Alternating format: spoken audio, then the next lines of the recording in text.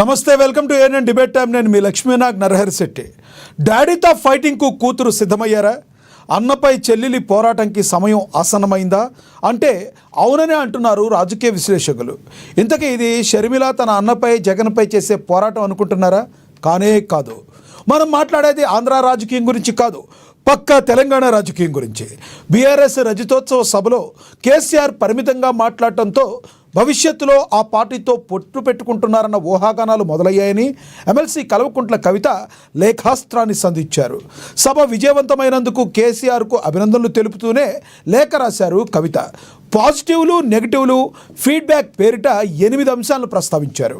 Party శ్రేణులు పూర్తి ఉత్సాహంతో ఉన్నారని, ముఖ్యమంత్రి రేవంత్ రెడ్డిని వ్యక్తిగతంగా దూషించకపోవడం చాలామందికి నచ్చిందని పేర్కొన్నారు. తెలంగాణ తల్లి విగ్రహం, తెలంగాణ గీత గురించి ప్రస్తావిస్తారని భావించినట్లుగా తెలిపారు. మొత్తంగా అధినేత నుంచి మరింత పదునైన విమర్శలను పార్టీ శ్రేణులు ఆశించినట్టు లేఖలో పేర్కొన్నారు కవిత. ఇదే సమయంలో నెగటివ్ ఫీడ్బ్యాక్ పేరిట మరికొన్ని అంశాలను ప్రస్తావించారు. వక్ఫ్ బిల్లు, బీసీలకు 12% రిజర్వేషను, ఎస్సీ వర్గీకరణ పేరిట మరికొన్ని అంశాలను ప్రస్తావించారు. వక్ఫ్ బిల్లు, బీసీలకు 42% రిజర్వేషన్లు, ఎస్సీ వర్గీకరణ అంశాలను ప్రసంగంలో ప్రస్తావించలేదనే అన్నారు. పాత ఇన్ఛార్జీలనే నియమించడంతో పాత పద్ధతిలోనే ఉద్యమకారులకు సదుపాయాలు కల్పించలేదన్న సమాచారం వచ్చిందని పేర్కొన్నారు. స్థానిక సంస్థల ఎన్నికల్లో బీఫామ్లు ఇన్ఛార్జీల ద్వారా కాకుండా అధినాయకత్వమే నేరుగా ఇవ్వాలని సూచించారు. సభా వేదికపైకి కేసీఆర్ వచ్చే వరకు కూడా మొదటి నుంచి ఉద్యమంలో ఉన్న వారితో మాట్లాడించి ఉంటే బాగుండేదని కవిత అభిప్రాయపడ్డారు. ధూమ్ధామ్ కార్యకర్తలను ఆకట్టుకోవడంలో విఫలమైందన్నారు. క్షేత్రస్థాయిలో కాంగ్రెస్ విఫలమైందని, భాజపా ప్రత్యామ్నాయం అవుతుందేమోనన్న ఆలోచనలు శ్రేణుల్లో ఉన్నాయని తెలిపారు. ఎమ్మెల్సీ ఎన్నికల్లో పోటీ చేయకుండా బీజేపీకు సహకరించామన్న భావనను ప్రజల్లోకి కాంగ్రెస్ బలంగా తీసుకెళ్లిందని కవిత పేర్కొన్నారు. ఈ పరిస్థితిని అధిగమించేందుకు నిర్దిష్ట కార్యాచరణ ప్రకటిస్తారని లేదా మార్గనిర్దేశనం చేస్తారని అందరూ భావించినట్లుగా తెలిపారు. జడ్పీ చైర్మన్, ఎమ్మెల్యే స్థాయి నాయకులు కూడా చాలామంది కేసీఆర్ను కలవడం లేదని బాధపడుతున్నారని పేర్కొన్నారు కవిత. కొంతమందికి మాత్రమే అవకాశం ఉంటుందని భావిస్తున్నారని తెలిపారు. అందరికీ అందుబాటులో ఉండాలని, ఎప్పటికైనా 1-2 రోజుల పాటు పార్టీ ప్లేనరీ నిర్వహించాలని కవిత సూచించారు. ఈ విషయాలపై కాస్త సీరియస్గా ఆలోచించాలని తండ్రి కేసీఆర్ను ఎమ్మెల్సీ కవిత కోరారు. ఇక చివరిగా ఇంత సుదీర్ఘ లేఖ రాసినందుకు తను క్షమాపణ కోరుతున్నట్లుగా చెప్పడం కొసమెరుపు. ఉన్నట్టుండి కవిత ఇలా లేఖ రాయడానికి గల ప్రధాన కారణాలేంటి? బీఆర్ఎస్లో అంతర్యుద్ధం మొదలైందా? లేఖాస్త్రంలో మర్మం ఏంటి? రాజకీయ వ్యూహమా? వ్యక్తిగత ఎదుగుదలకు ఆరాటమా? ఇదే అంశం గురించి ఈరోజు చర్చను కొనసాగిద్దాం. చర్చలో పాల్గొనేందుకు మనతో సిద్ధంగా ఉన్నారు రాజకీయ విశ్లేషకులు పాపిరెడ్డి గారు మనతో జూమ్ కాల్లో అందుబాటులో ఉన్నారు. అదేవిధంగా రాజకీయ విశ్లేషకులు రాజమౌళి గారు కూడా మనతో జూమ్ కాల్లో అందుబాటులో ఉన్నారు. అదేవిధంగా బీఆర్ఎస్ నేత రామ్మోహన్ గారు మనతో జూమ్ కాల్లో అందుబాటులో ఉన్నారు. అదేవిధంగా స్టూడియోలో కాంగ్రెస్ అధికార ప్రతినిధి డాక్టర్ శివకుమార్ లాల్ గారు కూడా మనతో స్టూడియోలో అందుబాటులో ఉన్నారు. ముందుగా మనం బీఆర్ఎస్ నేత రామ్మోహన్ గారితో మాట్లాడదాం. రామ్మోహన్ గారు నమస్తే అండి. రామ్మోహన్ గారు నమస్తే. మీ దగ్గర వాయిస్ క్లియరెన్స్ లేదు. రామ్మోహన్ గారు, మీ దగ్గర ఏదో ప్రాబ్లం వచ్చినట్టుంది. ఒక్కసారి సార్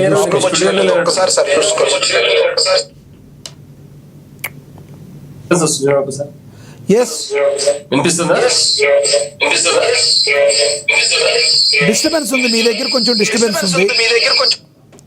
నేను మళ్ళీ వస్తాను మీ దగ్గరికి. మనం రాజకీయ విశ్లేషకులు రాజమౌళి గారితో మాట్లాడదాం. రాజమౌళి గారు నమస్తే అండి. నమస్తే. రాజమౌళి గారు, లేఖాస్త్రం సంధించిన కవిత గారు ఏ ఉద్దేశంతో లేఖాస్త్రం సంధించారని రకరకాల ఊహాగాలు వెన్నువెడుతున్న వేళ మీరేమంటారు సార్? కవిత గారు ఈ లేఖని ఎందుకు రాశారంటారు? దీని రాజకీయ వ్యూహం అనుకోవాలా, వ్యక్తిగతంగా ఆవిడ ఎదగడానికి ఇలా రాశారనుకోవాలా? కారణం ఏంటంటారు? అంటే మీరు ఇక్కడ ఒక విషయం చాలా గుర్తుంచుకోవాలి. ఆ లేఖని చూసిన 5 పేజీలు 2వ తారీఖు 5వ నెల 27వ తారీఖు నాడు జరిగింది. 2వ తారీఖు నాడు వారు రాశారు. ఇవాళ 25వ తారీఖు, అంటే 21 days తర్వాత అది రిలీజ్ అయింది. నా మాట వినబడుతుందా మీకు? క్లియర్గా ఉందా? చెప్పండి. అంటే ఇందాక రీసౌండ్ వచ్చి ఎస్ ఓకే, ఇప్పుడు వినబడుతుంది, ప్లీజ్ కంటిన్యూ. అయితే డెఫినెట్ గా ఒక కార్యకర్తగా, ఒక బాధ్యతాయుతమైన కార్యకర్తగా తను రాయడం కరెక్ట్ పద్ధతి. కానీ అది రాసిన తర్వాత అప్పుడే వాళ్ళకు చేరుకునేటట్టు చేస్తే బాగుండేది. వారు ప్రస్తుతం అమెరికాలో ఉన్నారు.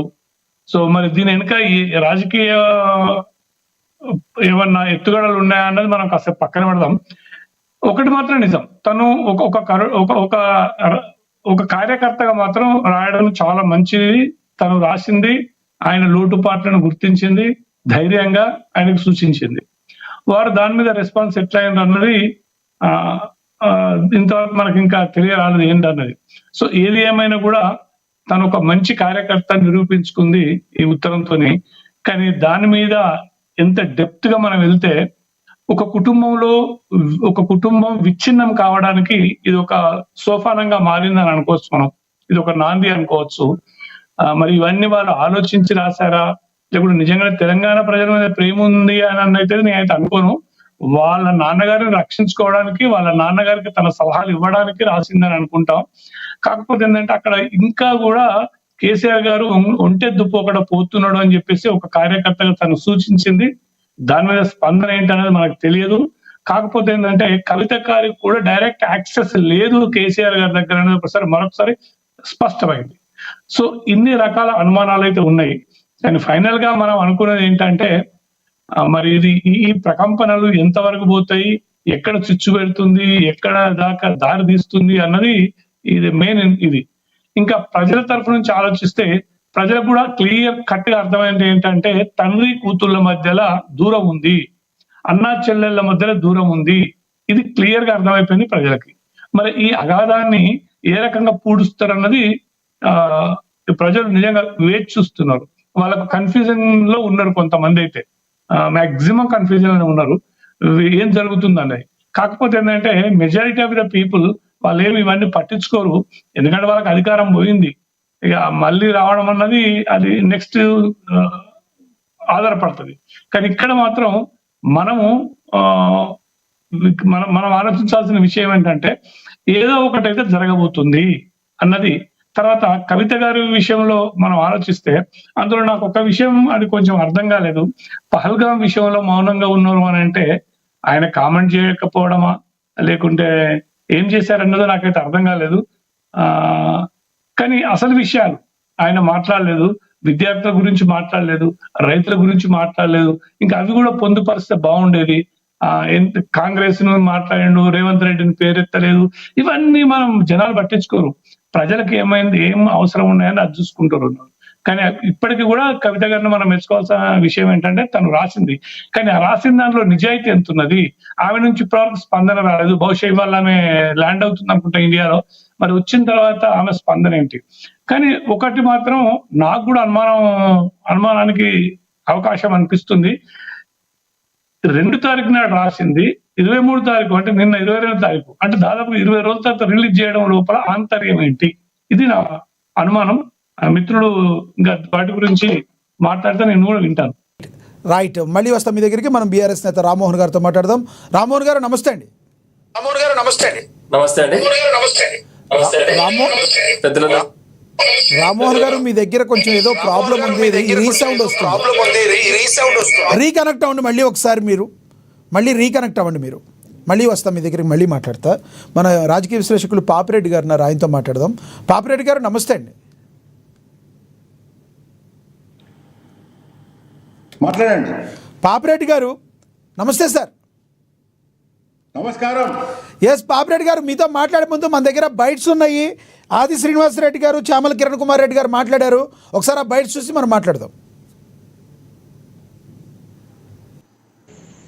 బీఆర్ఎస్ పార్టీలో ముస్లిం తారాస్థాయికి చేరింది. కల్వకుంట్ల కవిత ఎమ్మెల్సీ గారు కేసీఆర్ గారికి రాసినటువంటి లేఖలతో ఆ పార్టీలో లుకలుకలు మీ మొదటి నుంచి చెబుతున్నది నేను నిజమవుతున్న సందర్భం.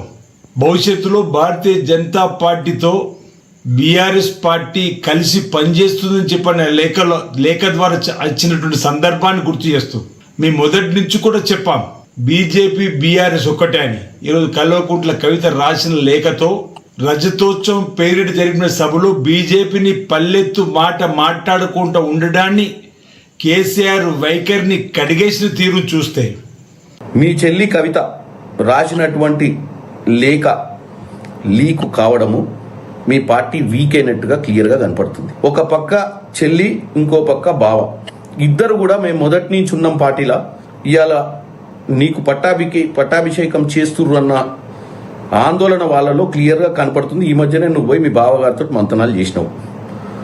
ఇకపోతే మీ చెల్లి రాసినటువంటి లేఖలో ఏదైతే లీక్ అయిందంటారో ఇప్పుడు అన్ని మీడియాలో ముఖ్య అంశాలు కొన్ని మీరు సమాధానం చెప్పాల్సిన అవసరం ఉంది.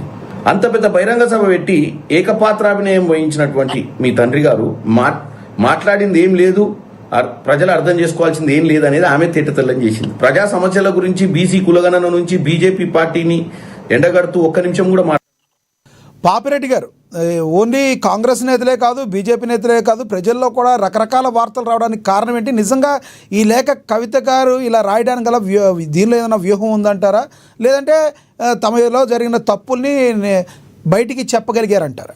ఏమంటారు మీరు? లక్ష్మీనాథ్ గారు, నేను ఒక 2 విషయాలు ముందుకు పోయి మాట్లాడు. కొంత మనకు అది బ్యాక్గ్రౌండ్ అర్థమైతే తప్ప ఈ విషయాలు అర్థం. కవిత ఈ విధంగా ఎందుకు లెటర్ రాసింది, లెటర్ రాయడానికి వెనుక ఉన్న బలమైన కారణాలు ఏంటి? కవిత ఎప్పుడైతే లిక్కర్ స్కామ్ లో అరెస్ట్ అయి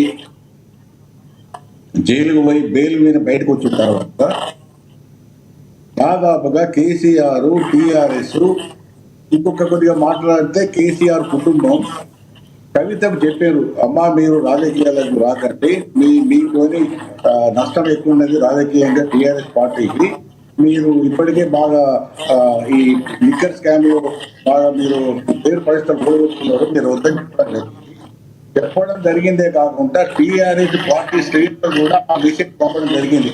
కవిత పెద్దగా మీరు పట్టించుకోకుంది, కవిత ఎక్కడికి వచ్చినా జిల్లాలు తిరిగినా మీటింగ్లు పెట్టినా మీరు పెద్దగా అసోసియేట్ కావద్దని కూడా చెప్పింది. అది ఆమె ఈ మధ్యన చాలా ప్రాంతాలు తిరిగింది, జగిత్యాల వెళ్ళి, ఖమ్మం వెళ్ళి, వరంగల్ వెళ్ళి, నిజామాబాద్ వెళ్ళి, ఎక్కడ పెద్ద ఎత్తున టీఆర్ఎస్ నాయకులు కానీ టీఆర్ఎస్ శ్రేణులు కానీ కవితకు స్వాగతం చెప్పడం కానీ అందరూ ముందు 2024 ముందు పరిస్థితి ఇప్పటికి చూస్తే చాలా మార్పు వచ్చింది. కాబట్టి ఆమెలో ఒక విధమైన అన్సర్టనిటీ, అంటే ఒక అభద్రభావం ఏర్పడడం, నేను కేటీఆర్ ముద్దుల బిడ్డను, నన్ను పట్టించుకుంటలేదు, ఆ పట్టించుకోపోవడానికి ఎంత కారణం ఇటు అన్నగారు, ఒక దిక్కు బావగారు, ఇంకా సాక్షాత్తు మా తండ్రి గారు కూడా ఉన్నారు, ఎన్ని కారణాలు ఆమె ఒక విధంగా అనేక విధాలుగా అదే ఇబ్బందులలో ఒత్తిడిలో ఉంటే ఒక విధంగా తెగించి లేఖ రాసింది.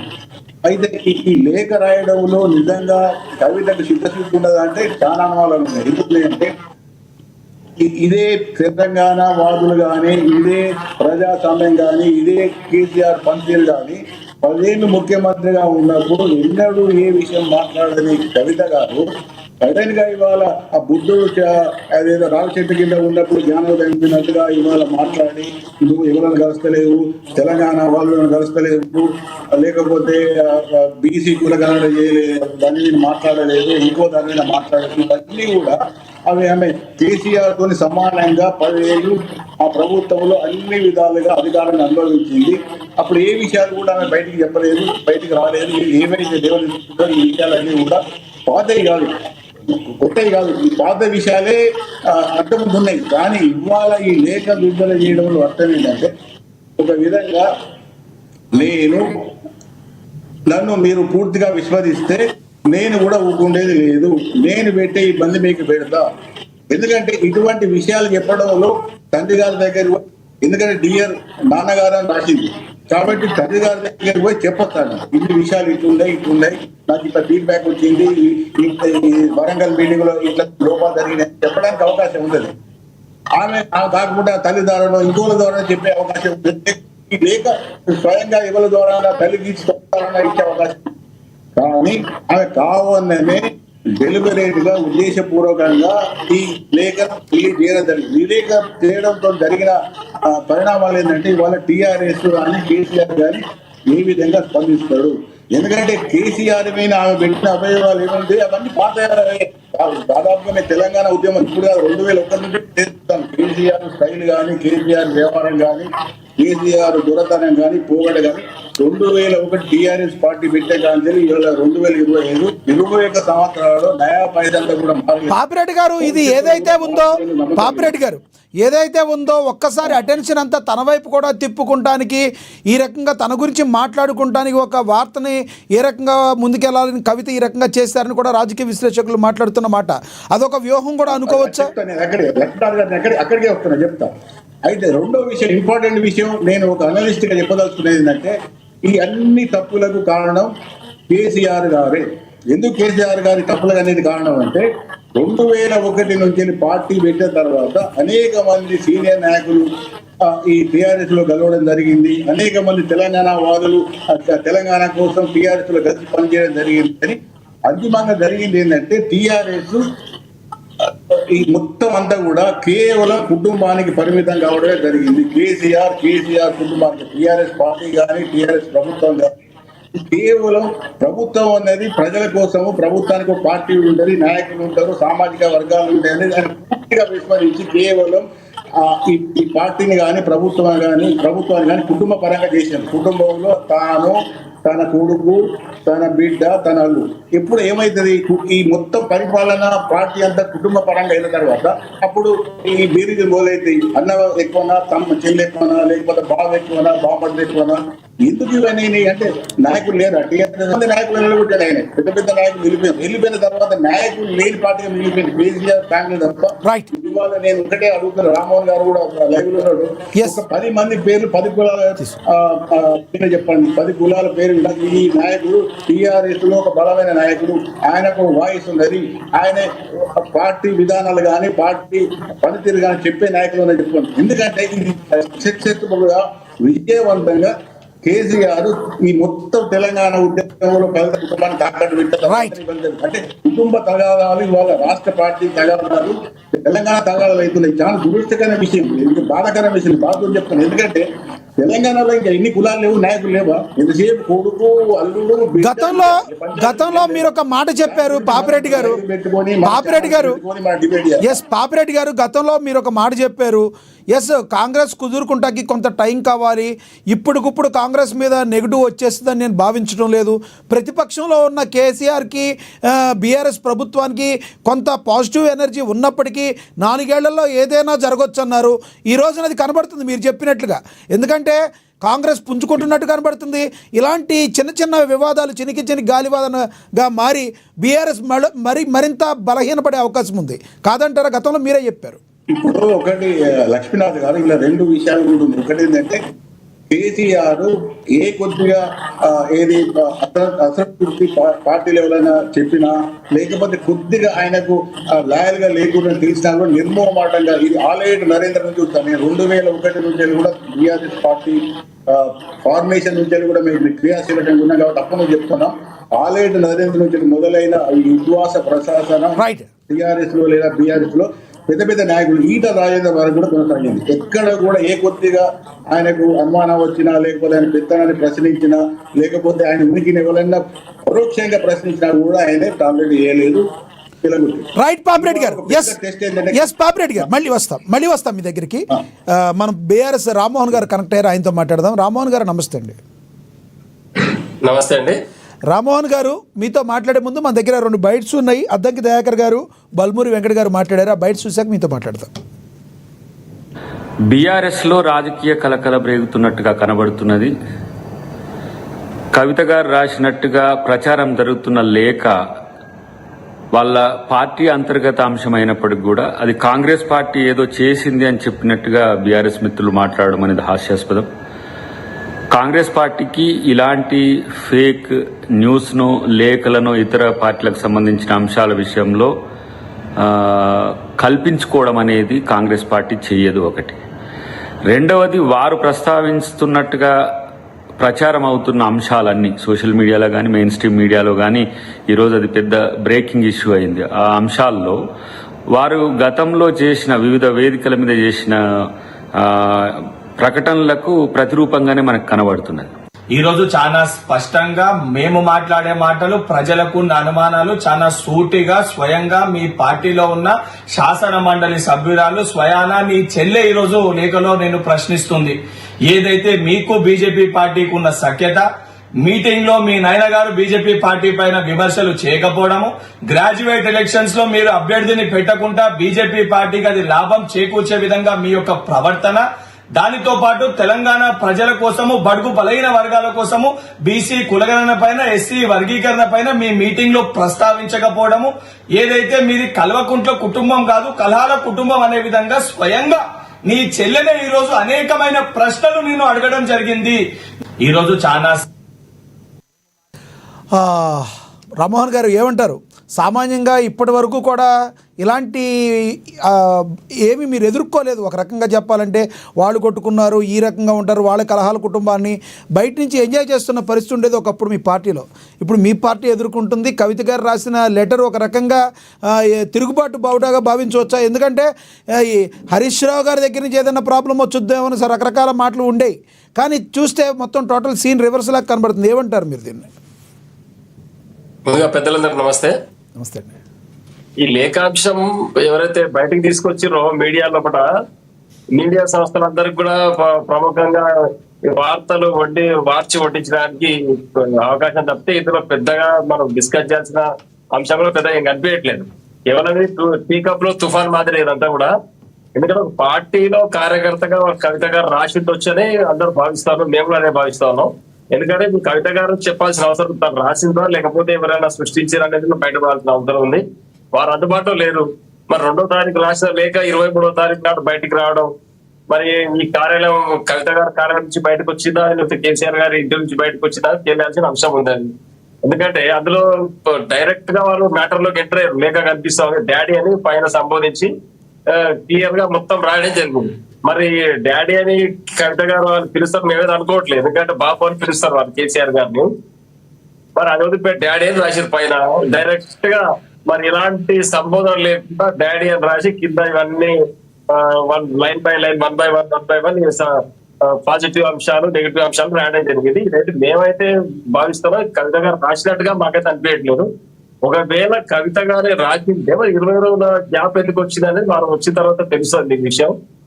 అంతవరకు మనం అన్ని న్యూస్ ఛానల్లో పత్రికల్లో ప్రముఖంగా ఈ న్యూస్ 2 రోజుల న్యూస్ లో కాంగ్రెస్ పార్టీ సంతోషపడుతుంది మీరు చూపించినందుకు. దీంట్లో మీరు చెప్తారు ఇప్పుడు చెప్పండి. ఇప్పుడు చెప్పండి. రామ్మోహన్ గారు పార్టీ అంతర్గత కుమ్మలాటలకు వేదిక అవుతుందని చెప్తున్నారు. ఇది పూర్తిగా దానికి దీనికి ఎలాంటి సంబంధం లేదు. మన ఊహాగానాలు మాత్రమే. వారు ఒక కవిత గారు ఒక లెటర్ రాసినంత మాత్రాన టీఆర్ఎస్ పార్టీ అంతర్గత కుమ్మలాటలు అయిపోయింది, కాంగ్రెస్ పార్టీ పబ్లిక్ లో ఇమేజ్ పెరిగిపోయింది. రామ్మోహన్ గారు నా వాయిస్ వినపడుతుందా? రామ్మోహన్ గారు నా వాయిస్ వినపడుతుంది? ఎస్ రామ్మోహన్ గారు, లెటర్ రాసినంత మాత్రాన ఏదో జరిగిపోతుందని కాదు, కానీ ఇంతవరకు అందరూ ఏకాభిప్రాయంగా ఉండే లెటర్ రాసే అవకాశం రాలేదు. కానీ ఇప్పుడు లెటర్ రాయటం అనేది కూడా ఒక న్యూసే కదా. ఎందుకు లెటర్ రాయాల్సి వచ్చింది? మీరన్నట్టు అది జరిగిందా జరగలేదా కాదు, కానీ ఒకవేళ జరిగితే అని మీరే అంటున్నారు కదా. నిజంగా ఆవిడే రాస్తుంటే ఎందుకు రాయాల్సి వచ్చింది? ఆ రకంగా రాయడం గల ప్రధాన కారణం ఏంటి? ఆవిడకి ఇంపార్టెన్స్ లేదా? పార్టీలో ఆవిడ మాట మీద లెక్కలేదా?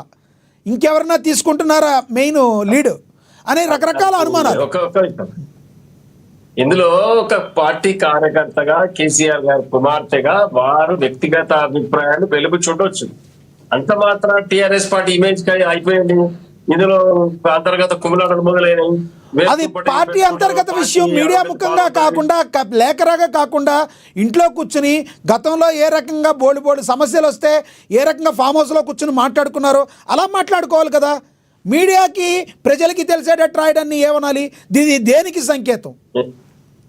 నేను కూడా అదే చెప్తున్నానండి. ఇప్పుడు కవిత గారు రాసినట్టుగా ప్రచారం జరుగుతుంది. వారు అందులో వారు కూడా ఎక్కడ రాసినారు. మీరు ఇంకా నమ్ముతున్నారు బలంగా. కవిత గారు అమెరికా నుంచి వస్తారు, అది నేను రాయలేదు అని చెప్తారు, మేమందరం మళ్ళీ హ్యాపీగా మాట్లాడొచ్చు అని మీరు ఇంకా బలంగా నమ్ముతున్నారు. ఇంకా ఆవిడ రాసినట్టుగా మీరు నమ్మట్లేదు, అంతేనా? ఒకటే చెప్తున్నాను, రాజకీయాల్లో ఎవరైనా కానీ ప్రతిపక్షాలు కావచ్చు, పాలక పక్షం కావచ్చు, ఎవరైనా సీనియర్ నాయకులు కావచ్చు, ప్రభుత్వానికి కానీ లేకపోతే మిగతా పార్టీ అధ్యక్షులకు కానీ లేఖలు రాసినప్పుడు బహిరంగంగా పత్రికాముఖంగా పత్రికలకు విడుదల చేయడం జరుగుతుంది. కానీ ఇందులో ఈ విషయంలో మాత్రం అది జరగలేదు పని. ఈ లేఖ ఎక్కడి నుంచి వచ్చినదే మీడియా మిత్రులు చెప్పాల్సిన అవసరం ఉంది. దాని కవిత గారు మేము సంప్రదించి అడిగి వారి యొక్క వాదన కూడా మీరు ఇక్కడ బహిర్గతంగా చెప్తే బాగుండేది. అది ఏది ఏమైనప్పటికీ కూడా తెలంగాణ పార్టీ ఇదంతా టీ కప్ లో తుఫాన్ మాదిరే, ఇది పెద్ద విషయం కాదు. కాంగ్రెస్ పార్టీ సంతోషపడుతుంది, బల్మూరు వెంకట మాట్లాడుతున్నాడు, అయిపోయింది టీఆర్ఎస్ పని అని మాట్లాడుతున్నాడు. ఇది పూర్తి ఆగండి రామ్మోహన్ గారు ఆగండి. కాంగ్రెస్ పార్టీ సంతోషపడతలేదు, మరొక 2 బయటలు కూడా ఉన్నాయి, అవి కూడా మీరు చూస్తే మీకు కూడా హ్యాపీగా ఉంటుంది. మన దగ్గర మహేశ్వర్ రెడ్డి గారిది, రఘునందర గారి కూడా బయటలు ఉన్నాయి, అవి కూడా చూద్దరు కానీ మీరు. కవిత తండ్రికి రాసిన లేఖ బయటకు వస్తుందని నేను చెప్పాను. చెప్పిన వారం 10 రోజుల్లోనే ఆమె రాసిన లెటర్ లీక్ ఇవ్వడం జరిగింది. స్పష్టంగా దాంట్లో ఆమె చెప్తా ఉన్నది, అలవి కానటువంటి డిమాండ్లతోటి ఈరోజు ఆమె ఓ పంచాయతీ పెట్టుకొని బయటకు వెళ్ళినట్టుగా చాలా స్పష్టంగా అవపడుతున్నది. దాదాపు 8,000 ఎంపీటీసీలు ఉంటాయి. 8,000 ఎంపీటీసీలు హైకమాండ్ కాకుండా ఇన్ఛార్జీలకు ఇస్తారు అని ఆమె చెప్పినప్పుడే అర్థమవుతా ఉన్నది ఆమె ఈ పార్టీలో ఆమెకు ఆల్రెడీ పొగబెట్టారని, ఆమెను బయటకు పంపిస్తున్నారని, ఆమె బయటకు పోవడానికి సిద్ధమైందని, బయటకు పోయి ఆమె దుకాణం ఆమె పెట్టుకుంటుందని చాలా స్పష్టంగా ఆ లెటర్లో చెప్పడం జరిగింది.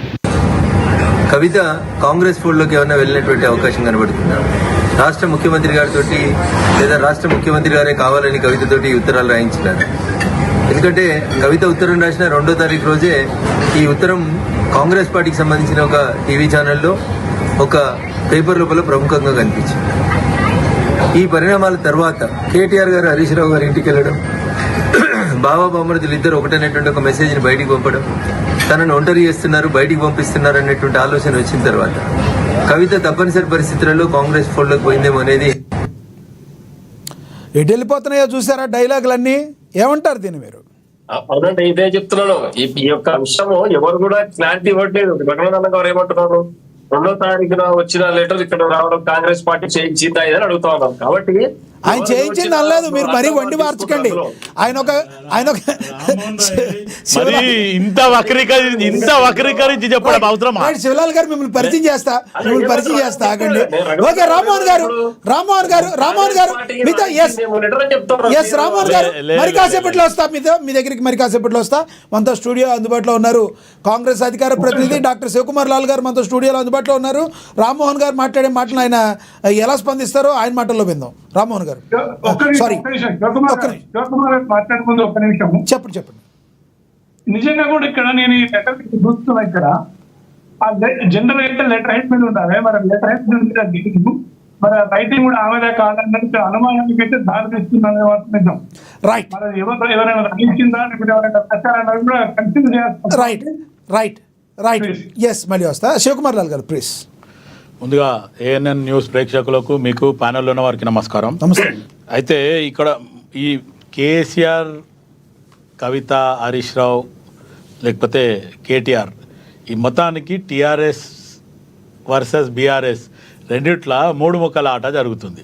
ఆ 3 ముక్కల ఆటల ఇప్పుడు రఘునందన్ రావు గారు చెప్పిన దానికి నేను ఏకీభవిస్తాను. ఎందుకంటే ఆయన క్లియర్ కట్గా చెప్పిండు, ఇది ఆల్రెడీ ఈ లెటర్ రాసి ఆమె వెళ్ళే ముందు నేను వెళ్ళిన తర్వాత ఏంటని చెప్పి ఒక డైరెక్షన్ ఇచ్చింది. అది కూడా కాంగ్రెస్ అయితే టీఆర్ఎస్ బీఆర్ఎస్కు ఉన్న ఛానళ్ళల్లో కానీ ప్రెస్లో కానీ ఇవ్వలేదు, ఆపోజిషన్ పార్టీకి ఇచ్చిందని చెప్పింది. ఇదే మాట ఈరోజు మార్నింగ్ క్యూ న్యూస్లో తీన్మార్ మల్లన్న కూడా చెప్పడం జరిగింది.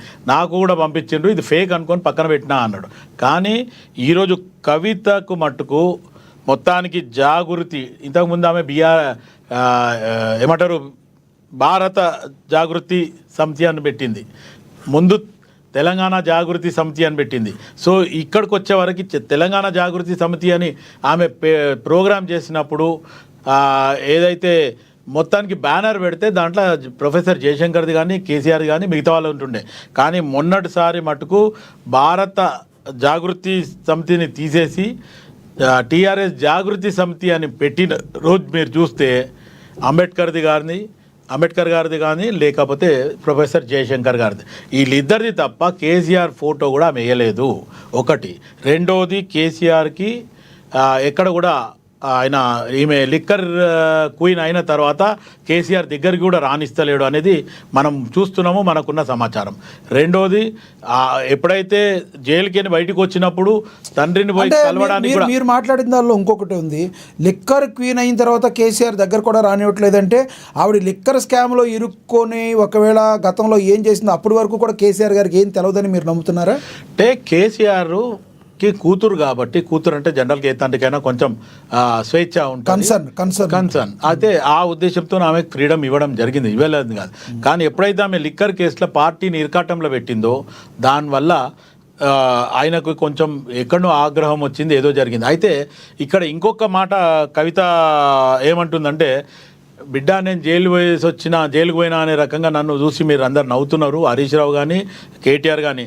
నేను నేను అనుకున్నట్టు నాకు అవకాశం ఇవ్వకపోతే మటుకు మీ బడ్డారం కూడా నేను బయట పెడతా అనేది ఆమె ఓపెన్గా చెప్పడం. రెండోది, ఇప్పుడు ఆమె రాసింది లెటరు స్వయాన ఆమె రాసిందా, ఎవరితోనైనా రాపిచ్చిందా, లీకులు ఏ రకంగా వచ్చినాయి అనేది మనం పక్కన పెడితే, ఒక్క నిమిషం, వరంగల్ సభలో నిజంగా కూడా అది ఎంత ఘోరమైన విఫలమైన సభ అంటే అది నిజంగా కూడా 2001లో టీఆర్ఎస్ ఫామ్ అయినప్పటి నుంచి అయినా కేసీఆర్ స్పీచ్ అనగానే మేము ఆపోజిట్ పార్టీలు ఉన్నా సరే ఆయన ఏం మాట్లాడతాడు అనే రకంగా కూడా ఆలోచించడం జరిగింది. కానీ అక్కడ మట్టుకు మొత్తానికి ఆ పార్టీ మీటింగ్ మట్టుకు ఆ 25 సంవత్సరాల టీఆర్ఎస్ బీఆర్ఎస్ బర్త్డే ఎందుకు చేసుకురు అనేది ప్రశ్నార్థకం. సభలో ఖర్చు పెట్టిన డబ్బులకి సరైన వసూలు కాలేదంటారు మొత్తానికి మీరు. సరే, ఏదేమైనా ఇక్కడ ఇంకొక డౌట్ శివలాల్ గారు, చెప్పండి. ఈ రోజుల్లో అంతా కూడా మొబైల్ యుగం నడుస్తుంది, చీమ చిట్టుక్కుమంటే ఎమ్మటినే అంతా తెలిసిపోతుంది. ఒక గత కొన్ని అవర్స్గా ఇంకొకసేపు అయితే 24 గంటలు అయిపోతుంది. ఇంత ట్రెండింగ్ న్యూస్ జరుగుతుంటే ఇప్పటి వరకు కూడా అమెరికాలో ఉండవచ్చు, అనకాపల్లిలో ఉండొచ్చు, ఎక్కడైనా ఉండొచ్చు, ఒక చిన్న వీడియో ఇది నేను కాదు, ఇది నాది కాదు అని ఎందుకు రిలీజ్ చేయలేదు? దీని మీద ఎందుకు నాన్చుడు ధోరణి నడుస్తుంది? అయితే లక్ష్మీనాథ్ గారు మీరు అడిగిన ప్రశ్నకు నేను మాట్లాడిన పోతే మీరు ఒక్కవేళ కవిత అనే లెటర్ రాయకుండా ఎవరో ఆకాశ రామన్ననో లేకపోతే ఆకాశ రామమ్మనో ఎవరో రాసుంటే మటుకు ఖచ్చితంగా కవిత సైలెంట్ ఉండేది కాదు. దీంతో పాటు ఈరోజు కల్వకుంట్ల రమ్యారావు ఎవరైతే కేసీఆర్ అన్న కూతురు ఉందో ఆమె మొత్తం ఈరోజు ఆమె దగ్గర ఎవిడెన్స్ ఉన్నాయి. ప్రతి దగ్గర మేము జనరల్గా ఆమెతో చర్చిస్తుంటాం, మాట్లాడుతుంటాం. మీరు సేమ్ ఫ్యామిలీ ఏంది అంటే మా చిన్నాయననే వీళ్ళందరూ పరేషాన్ చేసిండ్రు. చిన్నాయన కొంచెం ఆ రకంగా ఆలోచించే విధానంలో వేరుండే. కానీ ఈ కవితకి కానీ లేకపోతే కేటీఆర్కి కానీ ఉన్నంత ఈగో ఎంటైర్ ఫ్యామిలీని డిస్టర్బ్ చేసింది అనేది కూడా ఆమె చెప్పడం జరిగింది. అయితే ఈడ ఉన్న పరంగా ఆలోచిస్తే ఒకవేళ ఆమె ప్రతిసారి వ్యతిరేకం చేస్తూనే ఉంది. ఇప్పుడు రఘునందన్ రావు గారు చెప్పిందే గతంలో కూడా వేరే ఛానల్లో కూడా మనం కూడా మాట్లాడడం జరిగింది. లేదంటే మనం ఏనైనా కూడా గతంలో హరీష్ రావు తర్వాత కేటీఆర్ ఒక దగ్గర అనే సబ్జెక్ట్ మీద కూడా మనం మాట్లాడాం. ఎందుకంటే అసలు హరీష్ రావు సీనియర్, కేసీఆర్ ఎప్పుడైతే పార్టీ పెట్టిండో అప్పటి నుంచి ఆయన ఉన్నాడు. అక్కడ ఏం జరుగుతుంది పార్టీలు అన్నీ కూడా మామకు వివరణ ఇచ్చేది. రాజశేఖర రెడ్డి గారి ప్రభుత్వంలో 2004లో ఈయన నామినేటెడ్ మినిస్టర్ డైరెక్ట్. ఆయనకేం పదవులు లేవు, ఏం లేవు, పార్టీని గ్రాస్ రూట్ లెవెల్ నుండి చూస్తున్నాడు అనేది ఒకటి హరీష్ రావుకు ఉండే. కానీ ఆయన తీసుకుపోయి డైరెక్ట్గా 2004లో రాజశేఖర రెడ్డి గారి పీరియడ్లో నామినేటెడ్ మినిస్టర్ ఇవ్వడం జరిగింది, youth affairs and sports minister. ఆ తర్వాత పార్టీలో కూర్చొని అదే పాత సెక్రటరియట్లో పొద్దున్న నుంచి రాత్రి 11 గంటల వరకు కూడా ఏ మంత్రి దగ్గర ఎవరు పోతుండ్రు. ఎందుకంటే వీళ్ళు అప్పట్లో కాంగ్రెస్ పార్టీ అండ్ టీఆర్ఎస్ అలయన్స్తోని గెలిచిన సీట్లు అవి. సో ఆ రకంగా ఉమ్మడి ఆంధ్రప్రదేశ్లో అప్పుడు వీళ్ళకు వచ్చింది ఎంత అనేది, ఉమ్మడి ఆంధ్రప్రదేశ్ కాదు 2004లో ఉమ్మడి ఆంధ్రప్రదేశ్లో. అయితే అప్పట్లో వీళ్ళకి ఏమి జరుగుతుంది, మా మంత్రులు ఏం చేస్తున్నారు అనేది అప్పటి నుంచే ఈ హరీష్ రావుకి స్పై ఆలోచనలు ఎక్కువ ఉండేది. నిఘా రాత్రి 11 గంటల వరకు కూడా సెక్రటరియట్లోనే ఉంటుండే. అది మాకు తెలుసు. నేను గాంధీనగర్ కవడిగూడ అంటే సెక్రటరియట్కి నాకు జస్ట్ 2.5 కిలోమీటర్స్. ఇట్లా ఆయన ఆ రకంగా ఉండేది. ఆ తర్వాత నెక్స్ట్ ఈరోజు కేటీఆర్ అంటే నాకు ఇష్టం లేదు, నేను కూడా ఉన్నా అన్నాడు. ఇంతకుముందు ఒక సబ్జెక్ట్కి వస్తే ఈటల రాజేందర్ గారి సబ్జెక్ట్ కూడా అదే వచ్చింది. పార్టీ పుట్టినప్పటి నుంచి నేను కూడా ఉన్నా, రేపు అధ్యక్షుడు అయ్యే అవకాశం నాకు కూడా ఉంది, నా స్వేచ్ఛ నాకు కావాలి అనే రకంగా ఆయనను పెడితే రాత్రి ఆయన మీద వేరే రకంగా అభియోగాలు పెట్టి ఆయనని పార్టీలకి బయటికి పోయేలాగా ఆయనకు పొగబెట్టిండ్రు. సరే, అది ఆయన ఇప్పుడు పక్కన వెళ్ళిపోయాడు, ఆయన విషయం వేరు.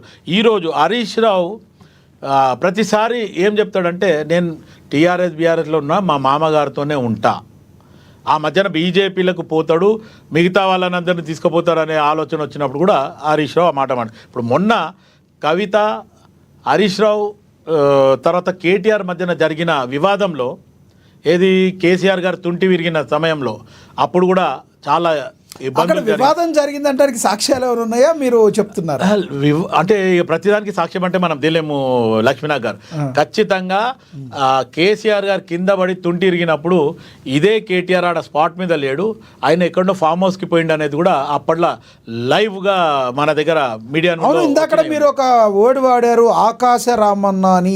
ఈ వర్డ్ రామన్న అనే వర్డ్ ఎవరి గురించి ఉద్దేశించి మాట? క్యాజువల్గా ఆకాశ రామన్న అన్నారా, వాళ్ళ కుటుంబంలో ఉన్న రామన్న గురించి చెప్తున్నారా మీరు? నేను ఏమంటున్నానంటే, లీకులు ఇచ్చి ఈరోజు టీఆర్ఎస్ బీఆర్ఎస్ మొత్తానికి ఒక పబ్లిక్లో హాట్ టాపిక్ కావాలనేది వాళ్ళది ఒక నిర్ణయం. ఈ నిర్ణయంలో కవిత ఆలోచనలు, నేను ఒకటే మాట చెప్పిన, ఇంతకుముందు జాగృతి మీటింగ్ జరిగినప్పుడు కేసీఆర్ ఫోటో పెట్టకపోవడం కూడా వివాదాస్పదం అయ్యింది.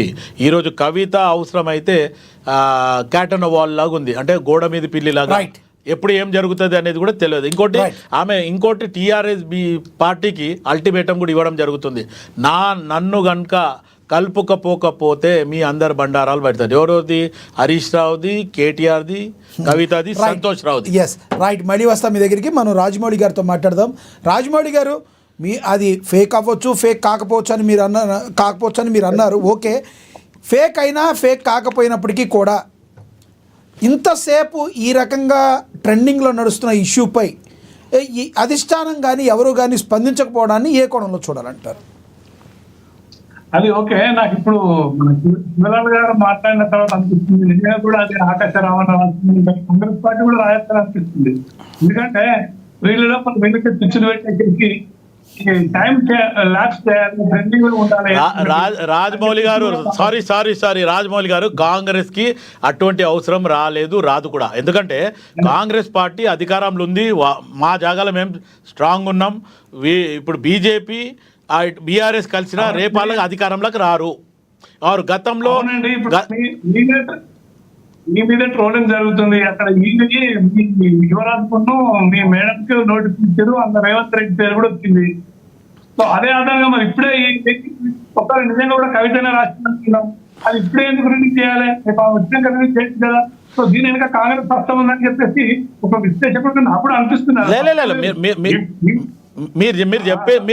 మీరు ఏమైనా చెప్పొచ్చు మీ విశ్లేషణ ప్రకారం, కానీ కాంగ్రెస్ పార్టీకి అటువంటి అవసరం లేదు. ఎందుకంటే లీక్ ఒకవేళ రాజమౌళి గారు ఒక్క నిమిషం, ఒకవేళ కాంగ్రెస్ పార్టీ కనుక రాసుంటే ఈరోజు టీఆర్ఎస్ వాళ్ళు మొత్తానికి మూకుమ్మడిగా కాంగ్రెస్ మీద దాడి చేసేది. ఈరోజు మా బల్బూర్ వెంకట్, లేకపోతే అద్దంకి దయాకరు, లేకపోతే మిగతా బీజేపీ నాయకులు ఇద్దరు మాట్లాడిందంటేనే వాళ్ళ ఎవరిది కూడా ఆన్సర్ లేదు. Opposition same. ఒకవేళ కవితనే రాయలేదు అనుకుందాం, కేసీఆర్, హరీష్ రావు, ఇంకా మిగతా టీఆర్ఎస్ బీఆర్ఎస్ ఉన్నోళ్ళు ఒక రామ్మోహన్ భాయ్ తప్ప మిగతా వాళ్ళకి నోరు లేదా? ఖచ్చితంగా ఒకవేళ కాంగ్రెస్ పార్టీ రాసుంటే వీళ్ళందరూ మూకుమ్మడిగా దాడి చేస్తుండే, వీళ్ళు మౌనము అంగీకారము. శివలాల్ గారు, ఇక్కడ ఇంకొకటి కూడా ఆయనతో అందరికీ ఉన్న మదిలో ప్రశ్న, వాళ్ళు దాడి చేసినా చేయకపోయినా అధిష్టానపరంగా తమ మీద ఏదన్నా మరకెయ్యాలనుకున్నప్పుడు ముప్పేటగా వాళ్ళు దాడి చేసినా చేయకపోయినా అందరూ కూడా ఇలా జరగడానికి కారణం అసలు అవకాశమే లేదు, ఇదంతా ఫేక్ అని చెప్పి ఉన్నారో వాళ్ళు మాట్లాడాలి.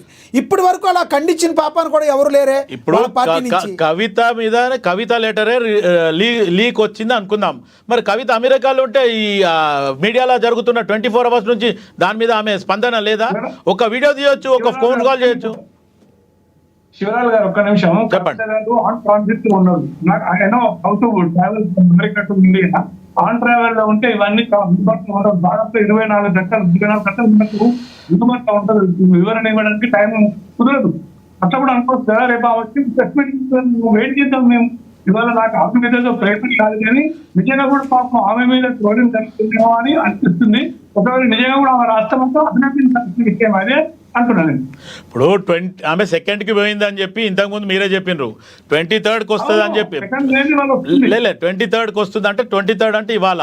కానీ మీరు అనేది యుఎస్ పోతే ఇంత మాట్లాడడానికి లేకపోతే ఆమె ఇన్ఫార్మర్లు కానీ ఆమెకు సంబంధించిన వాళ్ళు కానీ నీ మీద ఎట్లా ట్రోల్ అవుతుంది, నువ్వు ఇమీడియట్గా దీని మీద రియాక్ట్ కానీ ఎందుకు చెప్తలేరు? రైట్ రైట్ రైట్ రాజమౌళి గారు మీరేమనుకుంటున్నారు? కంక్లూడ్ చేయండి రాజమౌళి గారు, కంక్లూడ్ చేయండి. ఏం లేదండి, ఇప్పుడు రెండు రకాలుగా మనం ఇప్పుడు ముక్కల మీద బుల్లదార సంవత్సరం ఇక్కడ నిజంగా కవిత కనుక లెటర్ వస్తే ఇటు బీజేపీకి సపోర్ట్ చేస్తుందని కొంత అనుకోవచ్చు. ఎందుకంటే అక్కడ తండ్రి అన్నది బీజేపీ మీద ఎక్కువ ఏం మాట్లాడలేదు, అది మరి ఏందన్నది.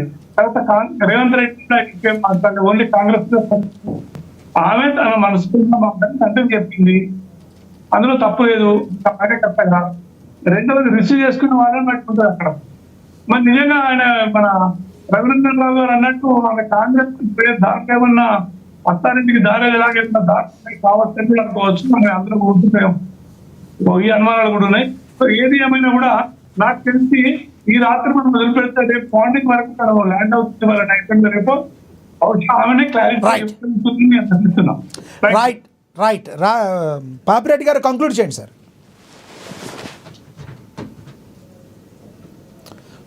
కూడా గమనించాల్సింది ఏంటంటే ఈ లెటర్ వచ్చిన నేపథ్యం గురించి నేను చెప్పాను. అంటే నా కంపెనీ కాదు, నేను మొత్తం మాట్లాడకపోతే ఒకటేంటంటే దీన్ని ఈ వ్యవస్థలో కుటుంబ పాలన, కుటుంబ రాజకీయాలు ఎక్కువ తర్వాత ఒకరు ఎక్కువ ఎందుకు జరుగుతున్నది? కవితకి ఎందుకు అంత ఆక్రోశం వస్తున్నది అంటే బామర్తులు ఒకటైనరు, మన తల్లి నన్ను పక్కకు పెట్టింది. అంటే ఈ టీఆర్ఎస్ పార్టీని రాజకీయాల్లో కుటుంబ పాలన చేసిన తర్వాత ఇది అంటే ఈ లెటర్ లో ఉన్న అంశాలుగా ఇప్పుడు ప్రస్తుతం రాజకీయాల్లో జరగబోయే పెద్ద ఏంటంటే ఇవాళ కేసీఆర్ బిడ్డ కవిత కొత్త లెటర్ రాసింది. పెద్ద కేసీఆర్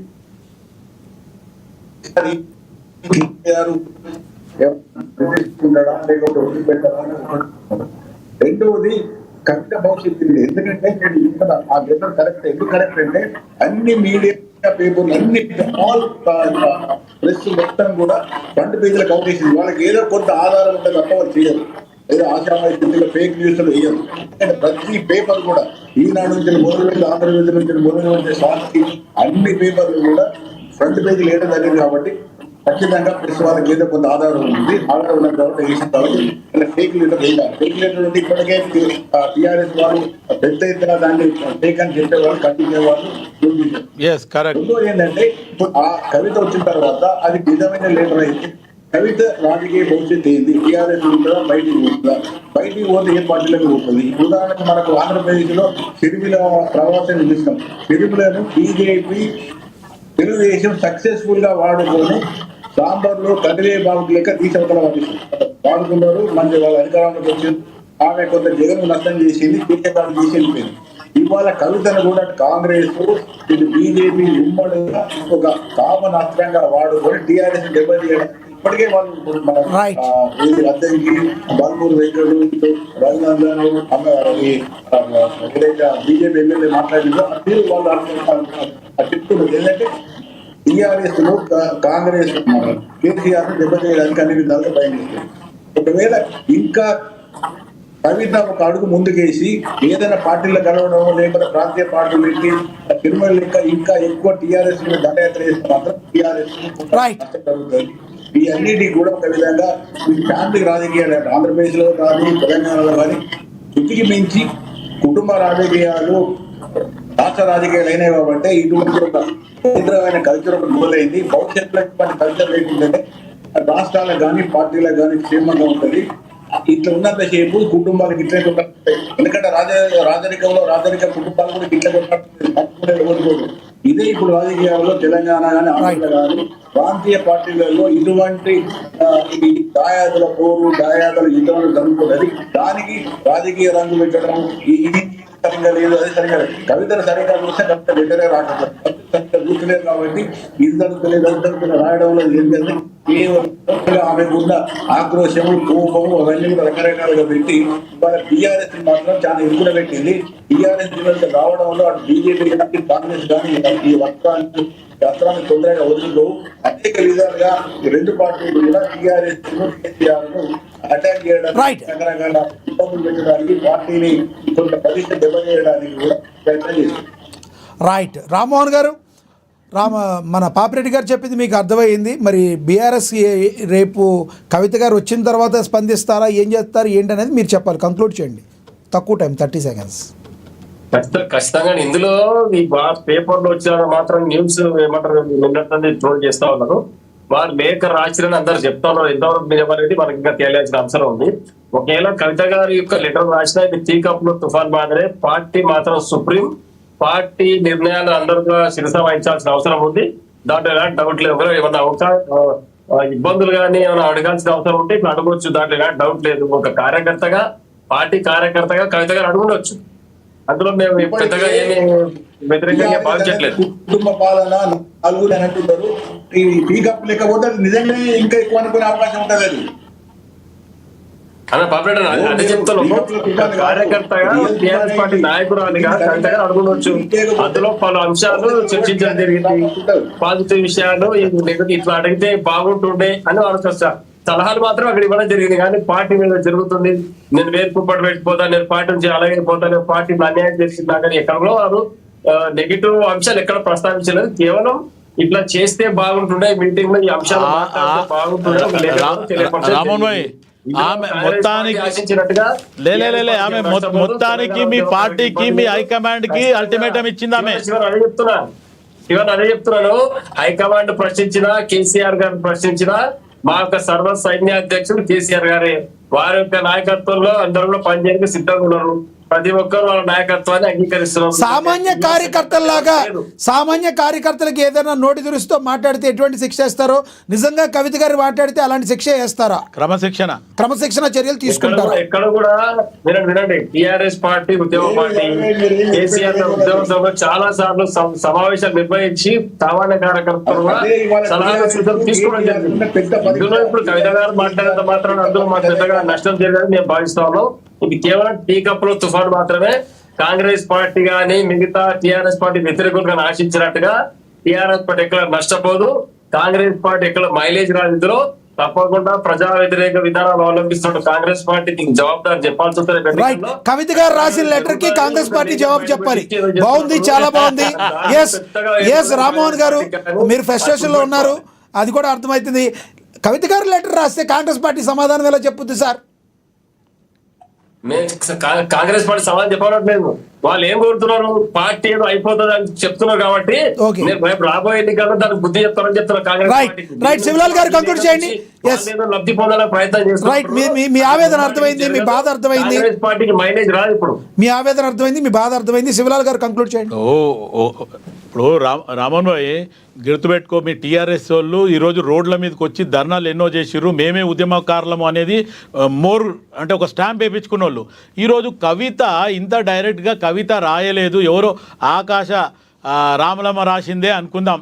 ఆకాశ రామలమ్మ రాస్తే కవితకు రామలమ్మకు పేరు తేడా లేదా? మరి ఏదో మీ పార్టీ చీఫ్ కానీ హైకమాండ్ కానీ ఆమె ఇండైరెక్ట్గా మీ హైకమాండ్ కేసీఆర్కి అల్టిమేటం ఇచ్చింది. ఏమని, కేటీఆర్ గిట్ట ఇచ్చినవంటే మీ బండారాలన్నీ బయట పెడతా అంటుంది ఆమె. ఇంత స్పష్టంగా ఆమె చెప్పింది.